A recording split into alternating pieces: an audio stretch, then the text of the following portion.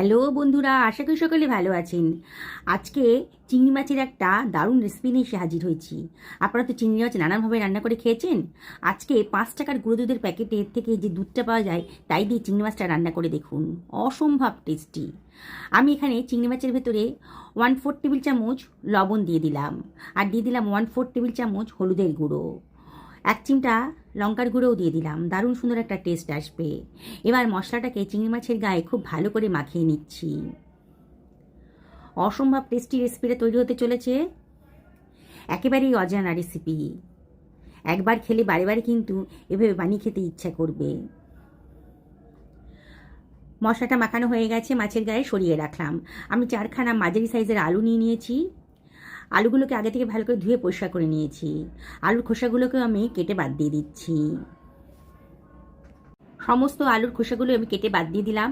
এবার আলুগুলোকে আমি টুকরো টুকরো করে কেটে নিচ্ছি। খুব বেশি বড়ও করব না, আর খুব বেশি ছোটও হবে না, একটু মাঝারি সাইজের করে ডুমু ডুমু করে কেটে নিচ্ছি। এইভাবে সমস্ত আলুগুলোই আমি কেটে নিলাম।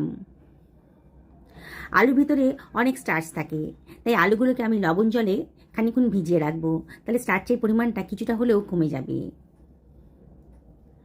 সরিয়ে রাখছি। আমি 2খানা পেঁয়াজ নিয়ে নিয়েছি মাঝারি সাইজের। পেঁয়াজের খোসাটাও আমি কেটে বাদ দিয়ে দেব। আমি যে পরিমাণ মাছ আর আলু নিয়েছি তাতে আমার 2খানা পেঁয়াজই যথেষ্ট। পেঁয়াজের খোসাটা কেটে বাদ দিয়ে দিলাম।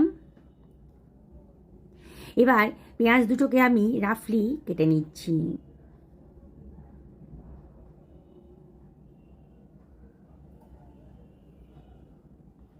কাটা হয়ে গেছে।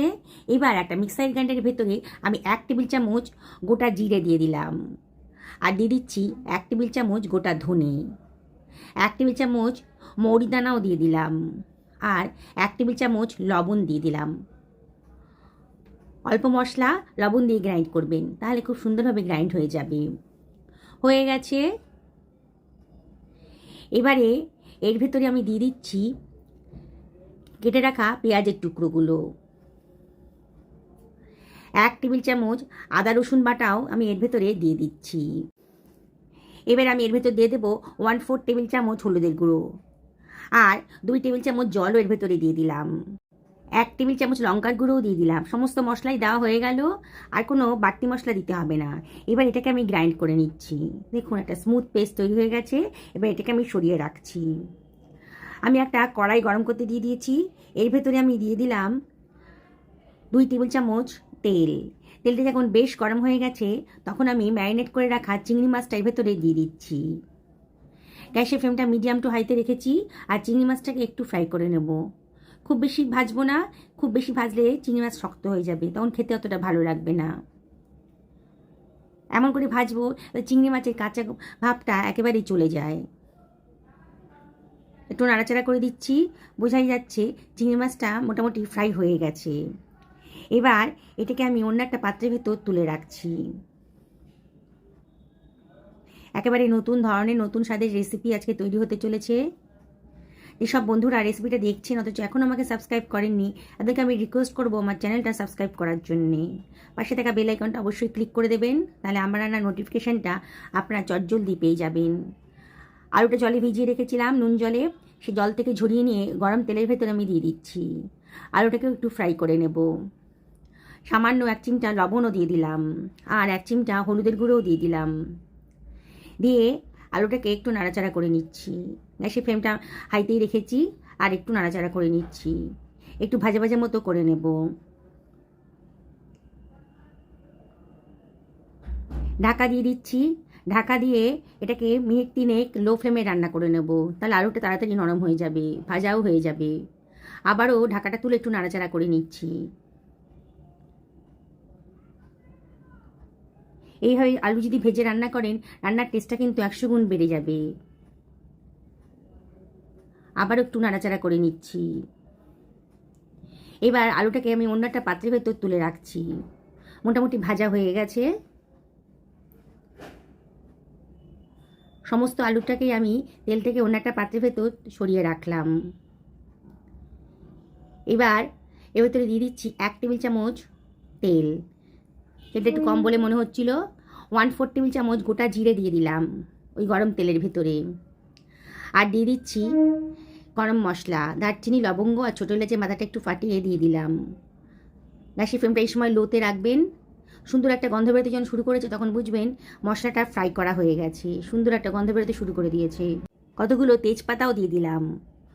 আর এর ভিতরে দিয়ে দিচ্ছি গ্রাইন্ড করে রাখা মশলার পেস্টটা, দিয়ে সব কিছু আবারও খুব ভালো করে মিশিয়ে নিচ্ছি। অনবরত কিন্তু নাড়াচাড়া করতে হবে যাতে মশলাটা পুড়ে না যায়।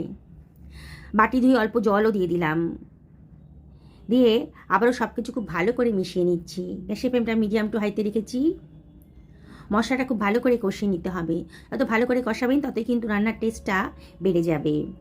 এবার দুখানা টমেটোকে আমি পেস্ট বানিয়ে রেখেছিলাম, মানে পিউরি বানিয়ে রেখেছিলাম, দিয়ে দিলাম। 1 টেবিল চামচ মতন চিনিও দিয়ে দিলাম। চিনিটা অপশনাল, তবে দিলে পরে কিন্তু রান্নার টেস্টটা খুব সুন্দর আসবে। পছন্দ না হলে বাদ দিয়ে দেবেন। সব কিছু আবারও খুব ভালো করে মিশিয়ে নিচ্ছি। মশলাটা আবারও খুব ভালো করে কষিয়ে নিতে হবে। আবারও ঢাকা দিয়ে দিচ্ছি তাড়াতাড়ি রান্না হবে বলে। মিনিট 2-3 লো ফ্লেমে রান্না করে নেব। মাঝে মাঝে কিন্তু ঢাকাটা তুলে অবশ্যই একটু নাড়াচাড়া করে দেবেন। মিনিট 3 বাদে দেখুন মশলাটা কিন্তু ভালো করে কষানো হয়ে যাচ্ছে। মশলার গা থেকে আস্তে আস্তে তেলও বেরোতে শুরু করেছে। এবার এর ভেতরে অল্প অল্প জল দিয়ে আমি মশলাটা আরও ভালো করে কষিয়ে নেব। মশলা কষানোর সময় মাঝে মাঝে একটু অল্প অল্প জল দিয়ে মশলাটা কষিয়ে নেবেন, তাহলে আর পোড়া লাগবে না। মশলা গা থেকে আবারও তেল বেরোতে শুরু করে দিয়েছে। মশলাটা ভালো করে কষানো হয়ে গেছে। এইবার ভেজে রাখা আলুর টুকরোগুলো আমি এর ভেতরে দিয়ে দিচ্ছি, দিয়ে আবারও সব কিছু খুব ভালো করে মিশিয়ে নিচ্ছি। মিনিটখানেক খুব ভালো করে মশলার সাথে আলুটাকে ভালো করে মিশিয়ে নেব। যেসব বন্ধুরা ফেসবুক থেকে রেসিপিটা দেখছেন তাদেরকে আমি রিকোয়েস্ট করব আমার পেজটা ফলো করে দেওয়ার জন্যে। এবারে আমি এর ভেতরে দিয়ে দিচ্ছি 2 টেবিল চামচ গুঁড়ো দুধ। আবারও সব কিছু খুব ভালো করে মিশিয়ে নিচ্ছি। অনবরত কিন্তু নাড়তে হবে। এই গুঁড়ো দুধটা দেওয়ার ফলে রান্নার টেস্টটা কিন্তু 100 গুণ বেড়ে যাবে। আগে হয়তো এরকম ধরনের রেসিপি আপনারা কোনো দিনই খাননি, একবার খেয়ে দেখুন। এবারে দিয়ে দিলাম উষ্ণ গরম জল। এমন করে জলটা দিলাম যাতে আলুগুলো পুরোপুরি ডুবে যায়। আবারও সব কিছু খুব ভালো করে মিশিয়ে নিচ্ছি। আপনারা তো নানান ধরনের রেসিপি বানিয়ে খেয়েছেন চিংড়ি মাছ দিয়ে, আজকে আমার মতন করে এভাবে বানিয়ে খান, দেখবেন এর স্বাদ ভুলতে পারছেন না। ঢাকা দিয়ে মিনিট 5-6 রান্না করে নেব, যতক্ষণ আলুটা সেদ্ধ হয়। 5 মিনিট বাদে ঢাকাটা তুলে আবার একটু নাড়াচাড়া করে দিচ্ছি। একটু চেক করে দেখে নিলাম আলুটা কিন্তু ভালো মতন সেদ্ধ হয়ে গেছে। এবার কতগুলো কাঁচা লঙ্কা দিয়ে দিলাম, আর দিয়ে দিচ্ছি সামান্য একটুখানি লবণ। লবণটা একটু কম বলে মনে হচ্ছিল। 1/2 টেবিল চামচ কিচেন কিং মশলাও দিয়ে দিলাম। আমি গোটা গরম মশলা দিয়েছিলাম, এখানে কিচেন কিং মশলা দিলাম। আপনাদের কাছে যদি কিচেন কিং মশলা না থাকে তাহলে গরম মশলাও দিতে পারেন, কোনো অসুবিধা নেই। ফুটতে শুরু করেছে যখন, তখন ভেজে রাখা চিংড়ি মাছটা এর ভেতরে দিয়ে দিচ্ছি, দিয়ে সব কিছু আবারও খুব ভালো করে মিশিয়ে নিচ্ছি। আর একটুখানি কসুরি মেথি এর ভেতরে দিয়ে দিলাম হাতে ডলে, দারুণ সুন্দর একটা ফ্লেভার আসবে। 1 টেবিল চামচ গাওয়া ঘিও এর ভেতরে দিয়ে দিচ্ছি। বাড়িতে অতিথি আসছে, স্পেশাল কিছু রান্না করে খাওয়াতে ইচ্ছে করছে, তাহলে কিন্তু চিংড়ি মাছের এই রেসিপিটা আপনারা বানিয়ে দিতে পারেন। মিনিট 2 লো ফ্লেমে রান্না করে নেব। 2 মিনিট বাদে দারুণ সুন্দর গন্ধ বেরিয়ে গেছে। দেখুন আমার কিন্তু রেসিপিটা রেডি হয়ে গেছে। আমি এটাকে একটা সার্ভিং প্লেটে সার্ভ করে দিচ্ছি। খুব অল্প সময়ে অল্প খরচে স্পেশাল কিছু খাওয়াতে চাইলে এই রেসিপিটা কিন্তু আপনারা বানিয়ে ফেলতে পারেন। অসম্ভব টেস্টি। বললাম তো, একবার যদি বানিয়ে খান না, বাড়ি বাড়ি কিন্তু আপনাদের চিংড়ি মাছ আনলেই মনে হবে এইভাবে বানিয়ে খাই, এতটাই টেস্টি। যাকে খাবেন সেই কিন্তু আপনাকে রেসিপিটা জিজ্ঞেস করবে। প্রথমেই প্রশ্ন হবে যে কেমন করে বানিয়েছেন বলুন। দেখুন কতটা লোভনীয় হয়েছে, আর বানানোটা কতটাই সোজা সেটা আপনারা নিজেরাই দেখতে পেলেন। আমি আপনাদেরকে আবারও রিকোয়েস্ট করব, একদিন অবশ্যই বাড়িতে বানিয়ে ফেলুন। লুচি, রুটি, পরোটার সাথেই খান কিংবা পোলাওয়ের সাথেই খান, একেবারে দুর্দান্ত টেস্ট। কিন্তু 1 প্লেট গরম ভাত কিন্তু এটা দিয়েই খাওয়া হয়ে যাবে, আর অন্য কোনো রেসিপিরই প্রয়োজন হবে না। আমি আপনাদেরকে আবারও একবার রিকোয়েস্ট করছি, একদিন বানিয়ে ফেলুন, পরিবারের সকলকে খাবার, নিজেও খান, দেখবেন পরিবারের সকলে কিন্তু দারুণ খুশি হয়ে গেছে। ভাত সেদিনকে একটু বেশিই নেবেন যেদিনকে এই রেসিপিটা বানাবেন। সুস্থ থাকুন, ভালো থাকুন, এই কামনা করে ভিডিওটা এখানে শেষ করলাম। নমস্কার নেবেন।